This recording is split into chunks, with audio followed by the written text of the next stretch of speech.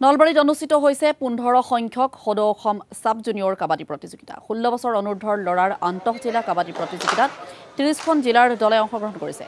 1 নৱেম্বৰৰ পৰা নলবাৰীৰ বৰ আজাৰা চান্দকুছি সাংস্কৃতিক প্ৰকল্পৰ উদ্যোগত তথা অসম কাবাডী সন্থাৰ তত্ত্বাৱধানত এই প্ৰতিযোগিতা অনুষ্ঠিত হৈছে প্ৰতিযোগিতাৰ উদ্বোধনী অনুষ্ঠানত উপস্থিত আছিল মন্ত্ৰী ৰঞ্জিত কুমাৰ দাস আৰু বিমল বৰাৰ লগতে প্ৰাক্তন কাবাডী খেলুৱৈ দীপক হুদা জিলা আয়ুক্ত নিবেদন দাস পাটৱাৰী সহ কেইবাজনো বিশিষ্ট ব্যক্তি আনহাতে আজি দ্বিতীয় দিনা উপস্থিত থাকে অসম কাবাডী সন্থাৰ সভাপতি তথা সাংসদ ভুৱনেশ্বৰ কলিতা লগতে মন্ত্ৰী যোগেন মোহন আৰু অশোক সিংহলৰ উপৰিও বিজেপি নেতা ফণীন্দ্ৰ কুমাৰ শৰ্মাৰ লগতে আন কেইবাগৰাকী বিশিষ্ট ব্যক্তিয়ে খেল উপভোগ কৰি খেলুৱৈসকলক উৎসাহিত কৰে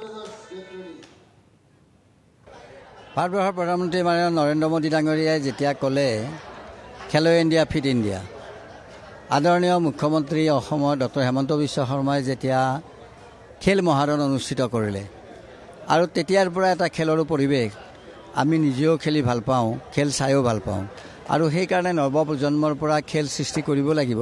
তাৰ কাৰণে এই অঞ্চলৰ যুৱক যুৱতীসকলে খেলৰ প্ৰতি আগ্ৰহ আছে আমাৰো ইচ্ছা আছিল মই হাৰিয়ানা প্ৰদেশত থাকোঁ আৰু হাৰিয়ানা প্ৰদেশত ইয়াত আহিছে একেসকলে খেলৰ জেগা তো সেই হিচাপে মোৰো ইচ্ছা আছিল আমাৰ ইচ্ছা আছিল আমি সকলোৱে মিলি অসম কাবাডী সন্থাই সুযোগ দিয়াৰ কাৰণে আমি নিশ্চিত বুলি মই ক'ব পাৰোঁ যে ইয়াৰ পৰা ভাল খেলুৱৈৰ সৃষ্টি হ'ব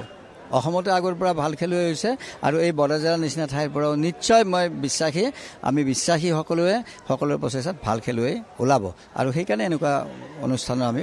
আৰম্ভণিৰ প্ৰয়াস কৰা হৈছে আমি এই ঠাইত কেৱল কাবাডীয়ে নহয় ইয়াত আমি ভলীবল ইয়াত আমি বেডমিণ্টন ইয়াত আমি খো ইয়াত আমি জুডোকে আৰম্ভ কৰি বিভিন্ন ধৰণৰ খেল ইয়াত চলে আৰু সেইকাৰণে আগন্তুক দিনত আচলতে ইয়াত যিমানটো ঠাই লাগে সেই ঠাইৰ